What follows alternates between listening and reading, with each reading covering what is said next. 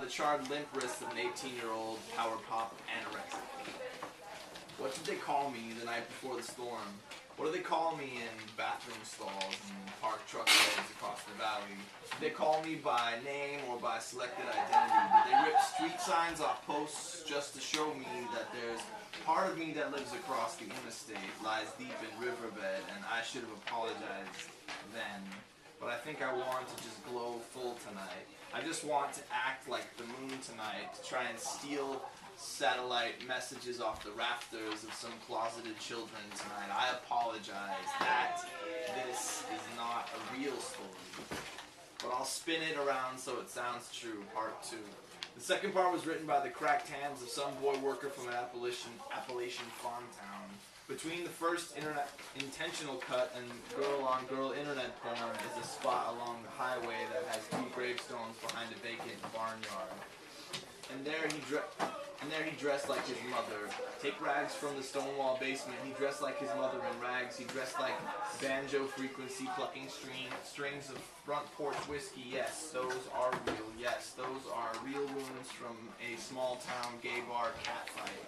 He spent hours struggling with stripped overalls, memorizing the shape of the moon through outhouse carved crescent, wishing that those curves were on his own body. Feel his own body. Do you feel your own body? Do you say, baby, it's okay, you're okay, baby, you're okay?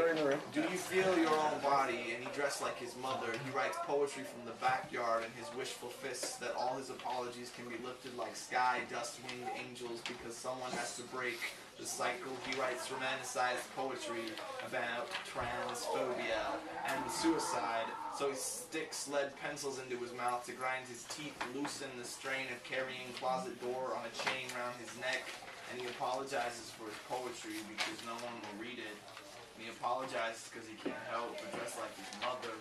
This isn't a real story, but we'll just let it be.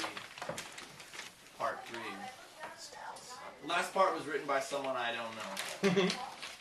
And he held me in his fucking hands way before the moth lit drew dim, and we wrapped new pieces of lace around a switchblade, dropped into my bathtub, and said, "This is the heaviness of purgatory life." And everything tastes like copper these days. Everything's so metallic these days. How are you these days? How are you yourself these days? What is your name? What do you have to say about mopping dust bowls with wire brooms? I say his panda woulda. His paw. I say his paw woulda. Panda. Left him on the highway. I said his paw wouldn't have been proud of his hemline, but I say a lot of stupid shit I don't mean. So throw this dog skin around my shoulders. I need to walk to the mountains, bury myself beneath a flannel blanket, and I apologize because I just want to act like holy, like all holy, like crater face tonight, and I apologize for things I should associate with apology, like I'm sorry, but I have to go home early tonight.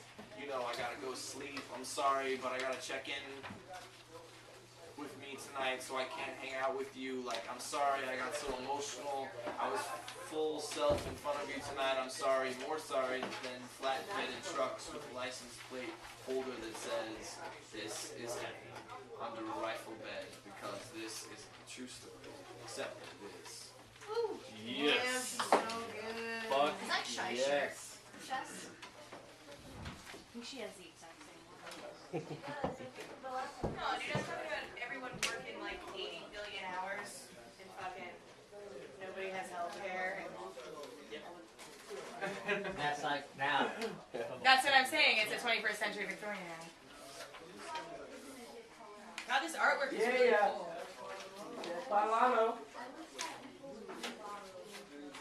Is this all Cameron?